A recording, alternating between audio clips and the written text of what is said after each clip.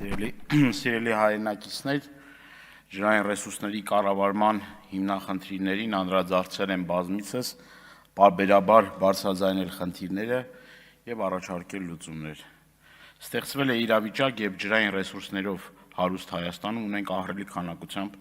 ջրային պահշարների կորուստ։ Մայրաքաղաքում եւ մարզերում ջուրը սկսել են տալ ռեժիմով։ Ամռան տապին հաճախակի են դարձել ջրանջատումները, որոշ համայնքների բնակիչները ահազանգում են, որ ծորակից գալիս է խմելու համար ոչ պիտանի ջուր։ Տիրազուր խորքային հորերի ջուրն անխնա հոսում է հարևան երկրների համար դառնալով ռեսուրս։ Տարեկան կոնսերվացվում է շատ քիչ քանակությամբ խորքային հորեր, որոնք տիրազուրկ են եւ այդ ջրային ռեսուրսները ճիշտ չեն օգտագործում։ Մինչդեռ Հայաստանի Հանրապետության տարածքում ունենք տասնյակ հազարների հասնող անջրդի անմշակ հողատարածքներ։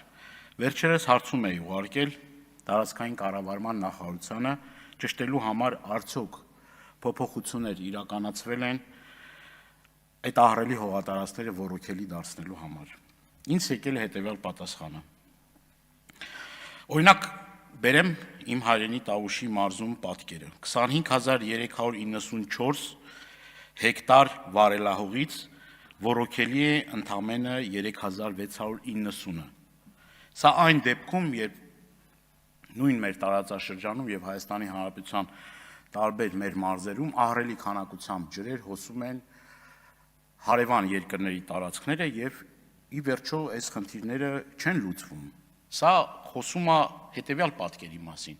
որ Հայաստանի Հանրապետության կառավարությունը ջրային ռեսուրսների կառավարման ռազմավարություն չունի, իսպառ բացակայության արդյունք է։ Դեռևս 2023 թվականին նաև